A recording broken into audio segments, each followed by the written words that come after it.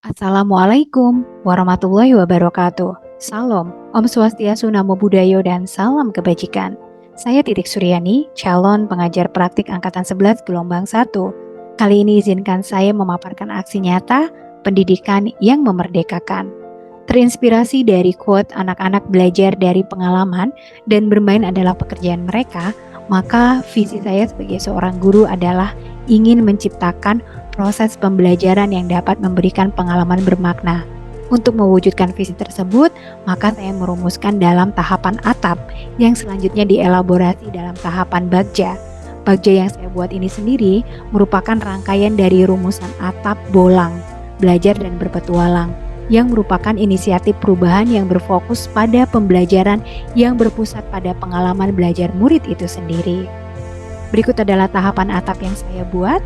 Selanjutnya, tahapan atap ini kemudian dikelola dalam perubahan positif dengan lebih efektif dan kolaboratif melalui tahapan bagja, yaitu buat pertanyaan, ambil pelajaran, gali mimpi, jabarkan rencana, dan atur eksekusi. Berikut adalah tahapan demi tahapan dari bagja. B. Buat pertanyaan. Poin pada bagian ini adalah apa yang harus saya lakukan untuk menciptakan pembelajaran yang bermakna bagi murid-murid melalui metode experiential learning. Maka tindakan atau penyelidikan yang saya lakukan adalah mengajak kepala sekolah bertukar pikiran, membaca literatur atau referensi, kemudian mendiskusikan dengan rekan sejawat mengenai pembelajaran bermakna yang dapat dibangun dari pengalaman belajar murid-murid itu sendiri. Kemudian selanjutnya pada tahapan A, ambil pelajaran. Pada bagian ini ada beberapa poin pertanyaan, yaitu siapakah, aktivitas apa, situasi apa, dan keterampilan apa yang dapat mewujudkan pengalaman belajar yang dibangun dari murid-murid itu sendiri. Maka tindakan atau penyelidikan yang dilakukan adalah mewawancarai atau survei pengalaman guru-guru atau rekan sejawat yang pernah menerapkan metode ini dalam proses pembelajaran. Selanjutnya, mencari contoh nyata bagaimana pembelajaran experiential learning ini diterapkan, baik melalui studi literatur ataupun berkolaborasi. Selanjutnya, pada tahapan gali mimpi, di bagian ini poin pertanyaannya adalah apa saja kebiasaan-kebiasaan baru yang akan terjadi jika pembelajaran dengan metode experiential learning ini berhasil dilaksanakan.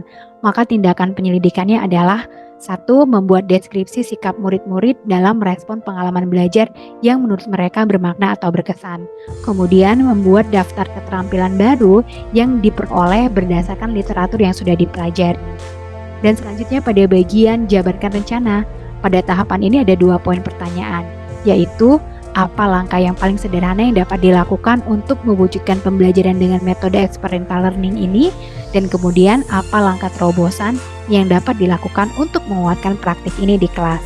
Maka tindakan atau penyelidikan yang dapat dilakukan adalah membuat daftar pertanyaan untuk berdialog dengan murid-murid, kemudian melakukan dialog atau penjajakan dengan kepala sekolah atau rekan guru untuk berkolaborasi mewujudkan pembelajaran experiential learning.